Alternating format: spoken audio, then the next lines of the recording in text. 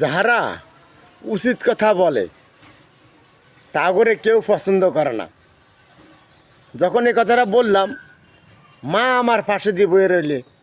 মা কয়, কী উচিত জানাস তুই কসাই? তা আমি বললাম, মা আপনি আমার ডেলি করতে নাছেন, বাবা তুই দেনে যাস, দরবারে যাস, মানুষে তোর আল্লাহর গজব খোদার গজব দেয়। মানে আমি কইলাম, মা গো, যদি আমি ন্যায্য বিচার করতাম যাই, হয়তো বা আপনিও আমার গজব দিবেন। মা লাভ ডিউটি কইল, হ্যাঁ তুই কি জানাস বিচার আরে কসন? মা আব্বা মসিয়া যে 16-17 বছর, আপনি তো সাদা কাপড় হিন্দানোর প্রয়োজন, ঠিক না নি মা? আপনি কিলে রঙিলা কাপড় হিন্দি আপনি কারা দিয়েন? তো মা কত বলার গজব বড় তখন উচিত কেন কথা কইলে মাও গজব দেয়। কথা হচ্ছেন আসলে এই দেশের মধ্যে উচিতের বাত নাই, ন্যায্য কথার মধ্যে বাত নাই। আসলে ন্যায্য কথা বলতে গেলে মাও গজব দেয়, আর বিচারে গেলে এক পার্টি জিতবে, এক পার্টি ঠকবে।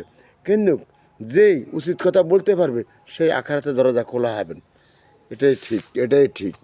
ভাই ভাই গো, দুনিয়াটা এমন কাগো ভাই। বাবাই যখন সন্তান জন্ম দেয় 10টা 12টা, বাবা কিন্তু কখনো ভাগ করে না। সন্তান যখন বড় হইয়া রুজি করো গো ভাই, তখন সন্তান মা বাবাকে নিয়ে এত লুকোচুরি কেন খেলো? ও আল্লাহ, আল্লাহ গো, তুমি বলতে পারো না?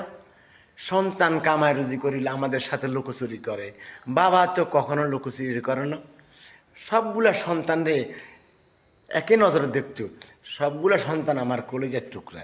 সন্তান বড় হইয়া যখন কামাইতে যায়, তখন অনেক কিছু লুকোচুরি খেলে, মার সাথে বাবার সাথে বন্টন, সবার কাছে বন্টন এসে যায়। কেন গো বাবা, কেন গো আল্লাহ? এমন কা দুনিয়া, এমন নিষ্ঠুর কা? ও বাবা, ও আল্লাহ, ও দয়াময় আল্লাহ, দুনিয়া তো নিষ্ঠুর কেন? তুমি নিষ্ঠুরটা সরা নিতে পারো না? আমরা তো সহ্য করতে পারি না। আমরা কারোর জন্য বন্টন করি নাই, আমাদের জন্য বন্টন কেন? বন্টনটা নিয়ে যেতে পারো না আল্লাহ? ও আল্লাহ, আমি কি অন্যায় করছি? আমরা কি অন্যায় করছি? আমাদের সাথে এত ভাগবন্টনটা কেন? ও আল্লাহ, আমরা তো কখনো এরকম করি নেই সন্তানের সাথে। সন্তান কামাই রুজি করে আমাদের সাথে এমন কেন? ও আল্লাহ, এই দুঃখ কি সহ্য করতে পারবে? কখনো পারবে না, কখনো পারবে না।